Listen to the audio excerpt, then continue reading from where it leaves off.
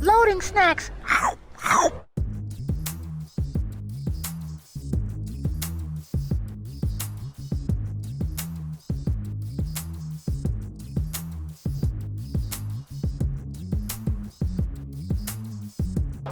What's going on, everybody? Your boy Sid here at Katsucon 2024. Katsucon! And y'all know the routine.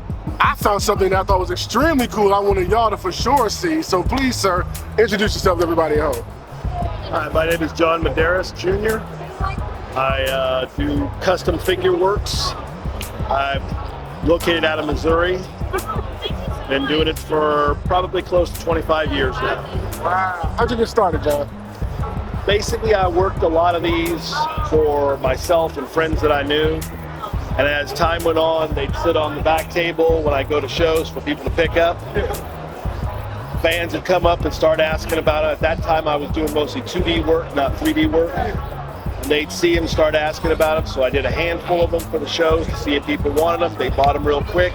So a little more, and eventually it morphed into what you see now. These are very creative, very different from the usual ones you just buy and see. Where do you get your creativity and inspiration from? 'Cause I see stuff with clocks and gears and lights and jars. Like, where do you get your inspiration from? Most of the time what it is I look at the figure. If I don't know who the character is, say for example Yamato right there from One Piece, and I don't know enough about it, the series or the actual character because she's new, then I'll contact people I know. I'll say, what do they do? What's their abilities? What's their background story that I can get from you? And they'll tell me, or they'll tell me where to go look it up to find out the information. Then I try to match their personality, their world, you might say, with what's in there. Every once in a while, I'll go off it just because it looks good. I'll see something like this where I've got a piece here that I like the way it looks, and she looks good with it. I'll just kind of set something with it and say, that clicks.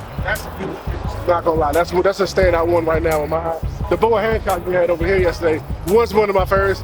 I'm happy that you sold it. You got some money off of it, but that was my favorite when I saw them on the table. They come back to look at it. They looked at it. When she found out the chest opened and she could actually put stuff in it, See? she was kind of sold, but she didn't go for it there. But about maybe an hour later, they came back and said, "Nope, we got to get it." How long does it take you to, on average, make one? Start from the smaller ones all the way to something more grand? I don't really keep track of it like I tell everybody, because for me, the process is about 6 at a time I'm working on. Because what I start out with is a figure like these two here, were both missing bases. A lot of times are missing bases.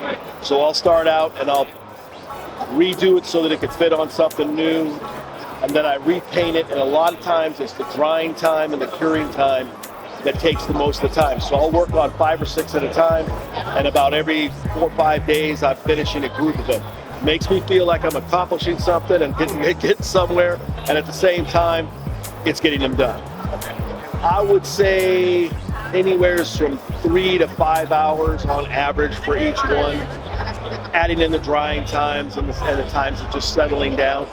Some of them I have to let them sit for a while so I can make sure they're gonna, what I've precariously balanced them, they're gonna stay that way and they're not gonna lean one way or another, and I'm not gonna have to worry about it. I also offer most people, or I should say all people that come up to buy something, I have them take a picture of my business card, and then I go ahead, if they have something that falls, breaks, and they can't repair it, tell them contact me, and then I will go ahead and fix it. Or at least try to help them fix it. Have you done anything bigger than these here?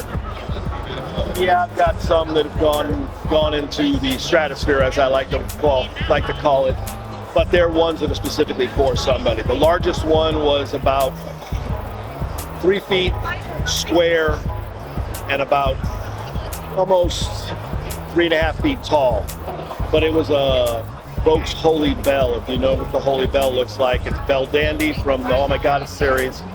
Her angel behind her, it has 2 finials that went around the side, and then he wanted water and all kinds of stuff, but he had the budget, and I had the time. The most expensive one you've ever had? It was the line of if he's got the dime, I've got the time. And I had the time to be able to do it.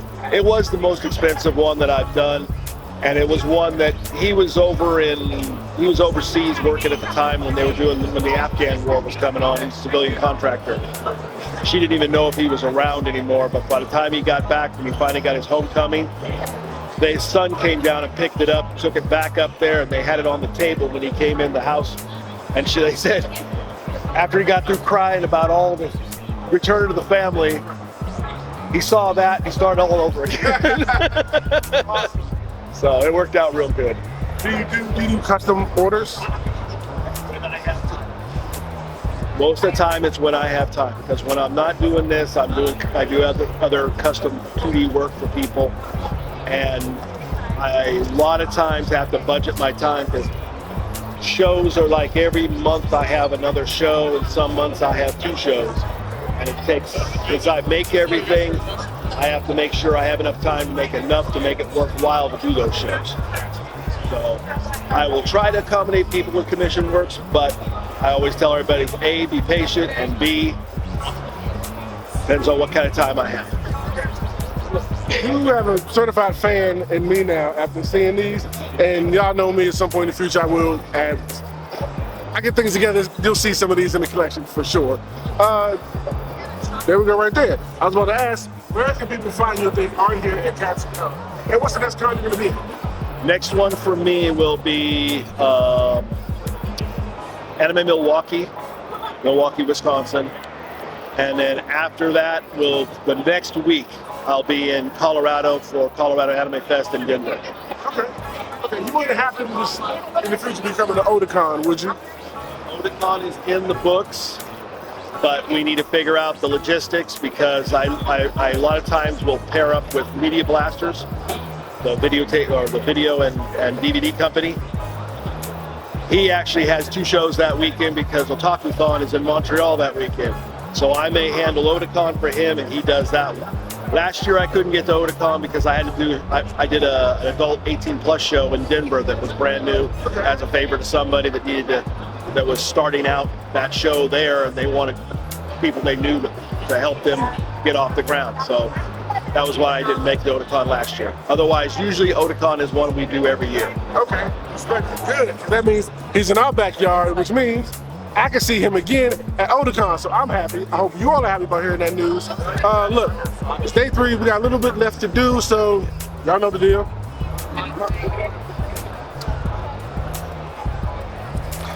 What's going on, everybody? Did you enjoy what you saw? Of course you did. So if you want to help us out and support us, here's what you can do. On whatever platform you're currently streaming us on, just like, share, and subscribe. Then head over to patreon.com/loading snacks and become one of our patrons there.